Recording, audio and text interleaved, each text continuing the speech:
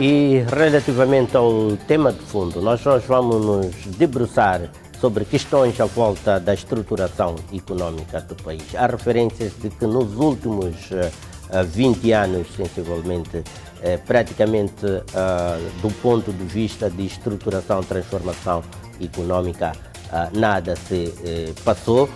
Vamos tentar conferir essa asserção e penetrarmos um pouco mais no mundo dos processos de transformação econômica de Moçambique. Conosco está a doutora Yara Nova, esteve envolvida neste estudo que vamos comentar, vamos analisar as constatações desse estudo, mas basicamente quando nós olhamos à nossa volta ficamos com alguma percepção de que as coisas estão a mudar.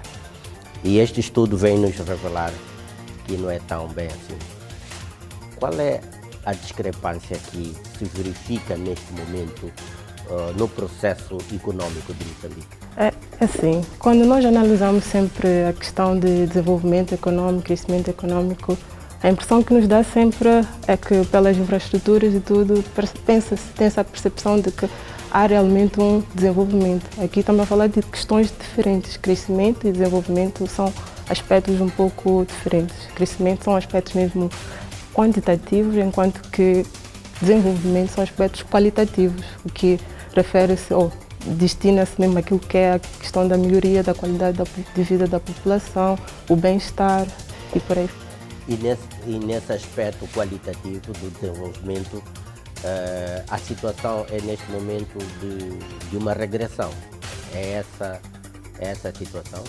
Bem, pelos indicadores que nós costumamos analisar nas nossas pesquisas, apesar de verificar-se uma melhoria, principalmente naquilo que é o nível de pobreza, quando nós vemos os relatórios do inquérito do orçamento familiar, percebe-se que há uma melhoria, mas, no entanto, a profundidade, a nível de qualidade, especificamente, nós estamos a deparar com sempre inflação dos preços, o padrão de vida não é lá muito aceitável e não só, quando vamos perceber a qualidade, enfim, de saúde, educação, isso deixa... Vamos então compreender depois de uma forma mais sistemática as diferentes dimensões da vossa análise mais adiante neste programa. Continue conosco, estamos no mês da mulher e felicito-lhe por isso, é uma surpresa agradável ter uma mulher no nosso programa. Yara Nova, a nossa convidada para o tema de fundo, para analisarmos a transformação estrutural da nossa economia, sobretudo nas duas últimas décadas, perceber que avanços, que estagnação ou que recuos a nossa economia efetivamente conheceu, do ponto de vista mais do desenvolvimento, ou seja, o reflexo na melhoria do padrão de vida, de grosso modo, da população moçambicana. Este é um tema proposto para mais adiante no nosso programa.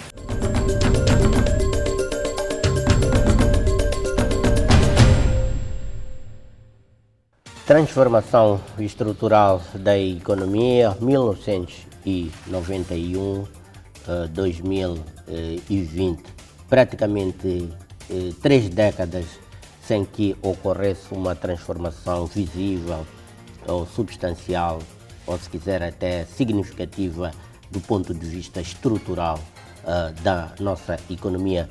Este é o mote que trazemos para a presente edição, para analisarmos mais do que o marcar passo que é afirmado por alguns autores, olharmos do ponto de vista de perspectiva, de projeção, quais as oportunidades existentes atualmente para finalmente o país se embrenhar num processo consistente de transformação estrutural da economia que beneficiasse largamente todo o espectro da sociedade moçambicana, refiro-me à alteração dos padrões de vida das populações. A doutora Yara Nova é a minha convidada para esta análise, ela que é economista e é especializada em economia política, economia e políticas públicas. Boa noite mais uma vez, doutora Yara.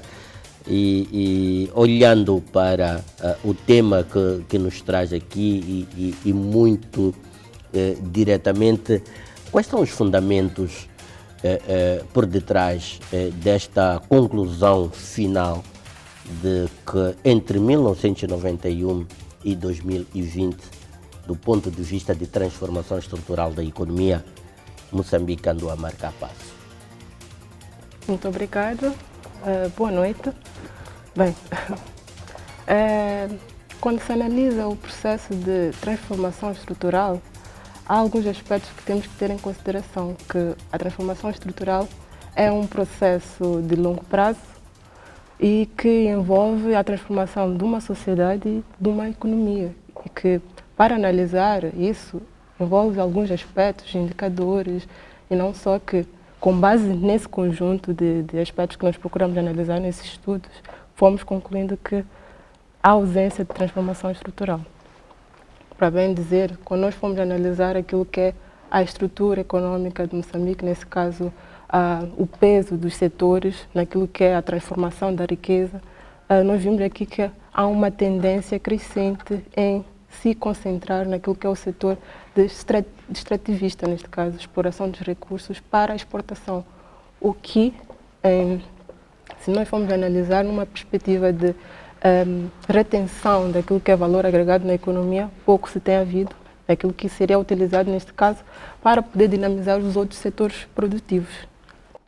Bem, neste momento,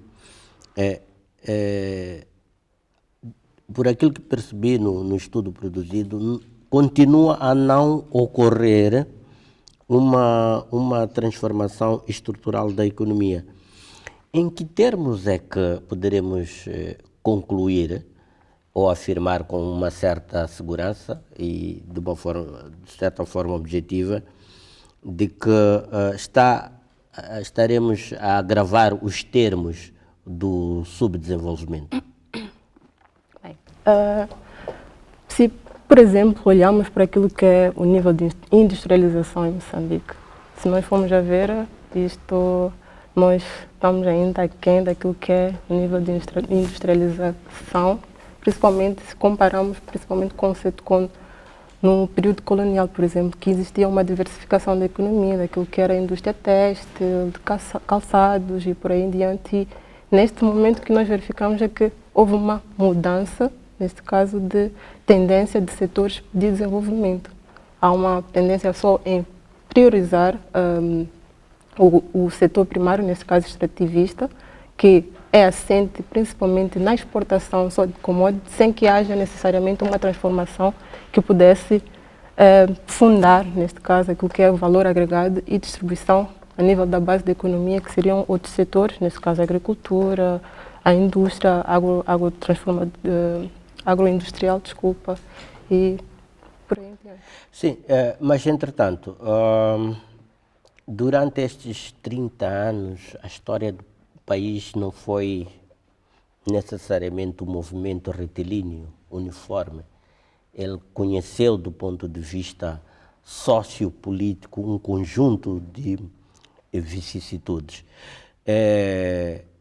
Ainda assim, o estudo considera que, mesmo com a ocorrência desses eventos ao longo desses 30 anos, poderíamos ainda assim estar numa outra situação do ponto de vista estrutural da economia. Exatamente.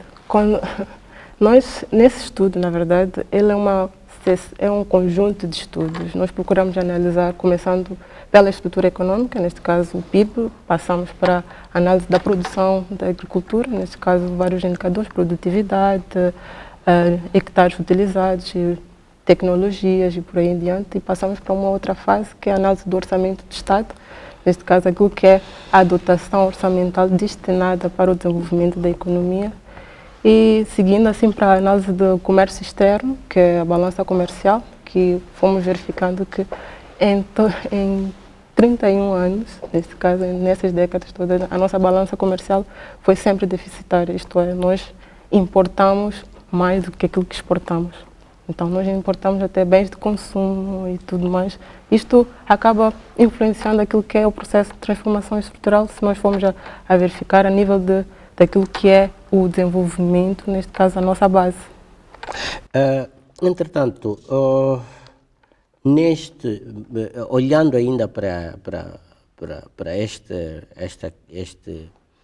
este intervalo de tempo que estamos a falar, 3 décadas, uma criança nasce, cresce, estuda, forma-se, entra para o trabalho e tudo isso ocorre num contexto de estagnação, pelo menos, da sua qualidade de vida. Em termos de análise comparativa, fazendo um benchmarking, temos exemplos que podemos nos apoiar de que países mais ou menos nas nossas condições terão conseguido a transformação estrutural da sua economia neste hiato de tempo? Bem, se nós olharmos, por exemplo, eu vou dar o exemplo dos países asiáticos, e especificamente os tigres asiáticos. Como é que eles conseguiram a transformação estrutural? Neste caso foi basicamente em 20 anos que eles conseguiram sair de níveis extremos de pobreza para o desenvolvimento que hoje tem. Falo da Singapura, do Hong Kong e tudo que, pronto, se nós formos a ver o nível, eles optaram por políticas de desenvolvimento endógeno e diversificação daquilo que é a base econômica, e não só, houve muito investimento naquilo que é a educação, a formação, a tecnologia, e por isso que eles são este é um exemplo clássico, posso assim dizer, que é possível, mas é necessário terem políticas consistentes e eu ia mesmo por aí. O que são políticas consistentes? Moçambique é conhecido por adotar até boas políticas, são muito bem aceites internacionalmente, inclusive as políticas, algumas delas até são consideradas progressistas em várias áreas. Entretanto, estas políticas depois não têm o efeito transformador esperado. O que é que está a faltar aqui com as nossas políticas e a sua incapacidade de promover a transformação estrutural da economia? Bem, é uma série de conjunto de fatores, na verdade, que talvez começaria por falar, por exemplo, o fato de como são implementados os estudos de viabilidade e a longo prazo, quais são as fases de implementação, porque nós temos uma fama de termos políticas extremamente ambiciosas, posso assim dizer, que depois a fase de monitoria, de fiscalização, se a mesma está sendo cumprida, aí estamos aquém daquilo que seria.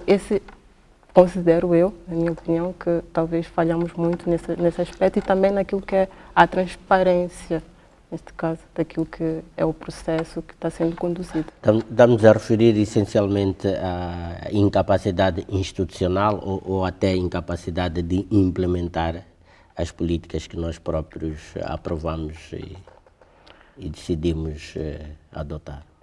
Pode ser uma combinação desses dois termos, não é? Tanto incapacidade institucional, pode ser por via de falta de recursos ou disponibilização de dotações tardias que acabam... Como estabelecer um ponto de inversão, um ponto de inflexão, né? O turnaround relativamente a essa situação? Bem, primeiro, é preciso terem políticas consistentes, eu diria, virarem-se para aquilo que é o desenvolvimento interno primeiro, na nossa base estrutural, para posteriormente abrir-se já para outro, a nível externo, posso assim dizer, nesse caso. O que seria uma política consistente neste contexto? Por exemplo, a questão das importações em Moçambique. Se nós formos olhar, nós importamos até aquilo que... bens básicos, posso assim dizer, bens alimentares básicos. Não porque nós não temos capacidade de produzir. Nós temos essa capacidade, mas simplesmente porque talvez não há incentivos para produzir, para exportar ou para transformar. Nesse caso, não há indústrias, o sistema todo de infraestruturas deficientes, por assim dizer. Isso acaba contribuindo para aquilo que nós verificamos nos dias de hoje. Implica, por exemplo, algum tipo de medida protecionista para a nossa economia? As boas práticas ou as experiências triunfadoras indicam que há algum momento para que as economias ganhassem competitividade e pudessem ganhar capacidade transformadora, pudessem beneficiar-se de algum tipo de protecionismo?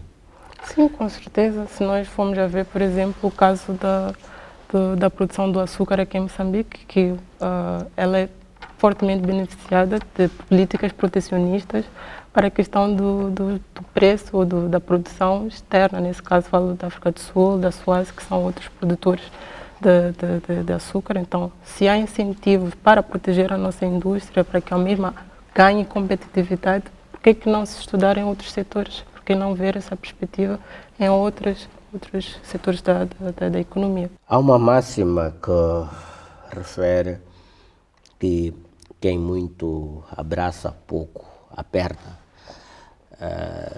Induz-nos para a necessidade de nos especializarmos, de termos um certo foco para termos os ganhos de eficiência e de competitividade. No seu ponto de vista, pelo conjunto de informação que conseguiu reunir, designadamente através deste estudo e outros, quais é que poderiam ser as principais apostas do processo de desenvolvimento econômico? Refiro-me do ponto de vista de setores que possam ser motores não só do crescimento econômico, como indutores da transformação estrutural da economia. Bem, as apostas seriam mesmo naquilo que é a industrialização, né? A modernização da economia para que ela torne-se competitiva, e só assim é que poderia, por efeito multiplicador, influenciar os outros setores, né? Se nós temos uma base sólida, uma economia, neste caso sólida, em que existe uma estrutura que possibilita a criação de emprego, que possibilita não só temos a nossa produção nacional e valorizada acima de tudo. Eu penso que esses seriam os aspectos cruciais para que haja mesmo comece-se pelo menos o processo de transformação estrutural. Mas quando observa o que se passa à volta, o que tem estado a acontecer até este momento, fica com a percepção de que existem condições objetivas e oportunidades concretas para Moçambique embrenhar-se num processo transformacional e estruturante da sua economia, modernização da sua economia, industrialização da sua economia, diversificação da sua economia? Bem, condições existem, o que é necessário já é vontade política, né? Posso assim dizer. Nós temos terra, temos capital, não, pronto, investimentos, e penso que isto é uma questão que pode ser aprofundada posteriormente, mas temos essa possibilidade e pronto, tem que haver já políticas concretas e que procurem mesmo trazer esses aspectos para que haja realmente... Referíamos-nos no início que até temos políticas ambiciosas, como se referiu, mas o que é que está a falhar então? Voltamos a essa questão. Essa questão. Temos políticas, na verdade. Sim, até temos políticas, mas quando falha na concretização, no processo todo...